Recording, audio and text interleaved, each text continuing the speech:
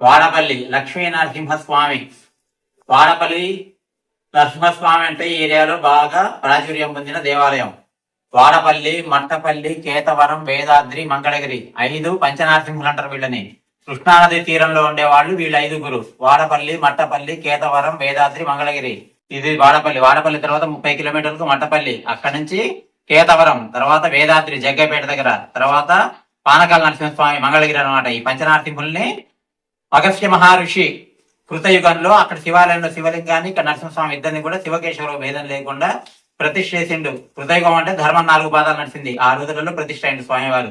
తర్వాత త్రేతాయుగం రాముల వారి పరిపాలన, ద్వాపర యుగం కృష్ణుడి వారి పరిపాలన. ఆ 2 యుగాల్లో స్వామివారు పుట్టలో ఉంటారు అనమాట. కలియుగం ప్రథమార్థంలో దేవాలయాలు కట్టించారు. దేవాలయాలు కట్టించి కూడా 800 సంవత్సరాలైంది. అన్న వేమారెడ్డి టైంలో 14వ శతాబ్దంలో దేవాలయాలు నిర్మించినట్టు ఇక్కడ శాసనం ఉంది. తర్వాత స్వామివారి ఎదురుగా 2 జ్యోతులు ఉంటాయి. ఆ 2 జ్యోతులలో చూడండి, ఆ జ్యోతులు చూపించండి. స్వామివారి దగ్గర 2 జ్యోతులు ఉంటాయి. ఆ 2 జ్యోతులలో పై జ్యోతి స్వామివారి ఉచ్ఛ్వాస నిశ్వాస నిదర్శనం.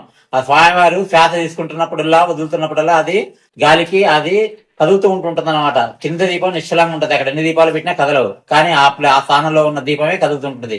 ఆ స్వామివారి ఉచ్ఛ్వాస నిశ్వాస నిదర్శనం. అది స్వామివారి చరిత్ర. ఓం శుభం భవతు.